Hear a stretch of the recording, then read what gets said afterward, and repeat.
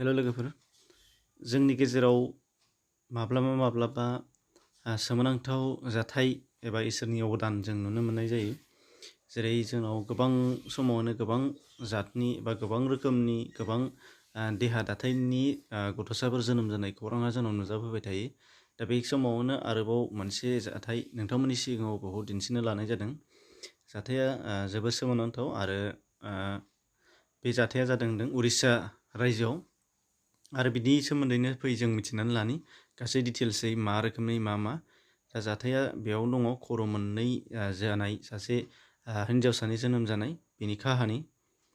आरो बे जाथाया उरिष्यानि केन्द्रपारा जिल्लायाव जादों होनदों आरो केन्द्रपारानि जिल्ला हेडक्वार्टाराव बेखौ दा दोननाय जादों होनदों डिस्ट्रिक्ट हस्पिटालाव। दा बे सरकारि हस्पिटालाव दोननाय जादों होनदों आरो बिथांनि बिफाया जादों उमाकान्त परिदा आरो बिमाखौ आम्बिका परिदा होनना बुंदों। दा बेनि गासै डिटेल्स खौरां नोंथांमोना डिसक्रिपसनाव लिंक दं, बेजों नायनो हागोन जुदि गोसोब्ला।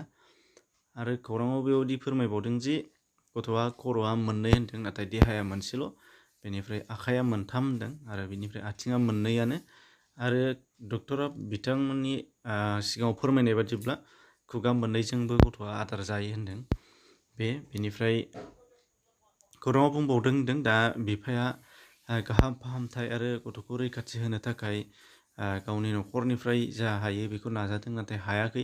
बेखायनो गोबां गोनांथि जाबावनायाव बिथाङा सरकारनि सायाव आर'ज गाबदों एबा खावलायदों होनदों, जाहाथे गथ'आ गाहामै गाहाम जिउ रैखाथि मोनो आरो फाहामथाय लानो हानाय जायो। दा बेनि सोमोन्दै बेखायनो सरकारखौ बिथांमोना खावलायदों होनदों।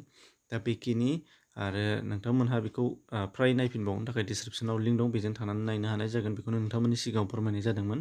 एसेनोसै, गोजोन्थों।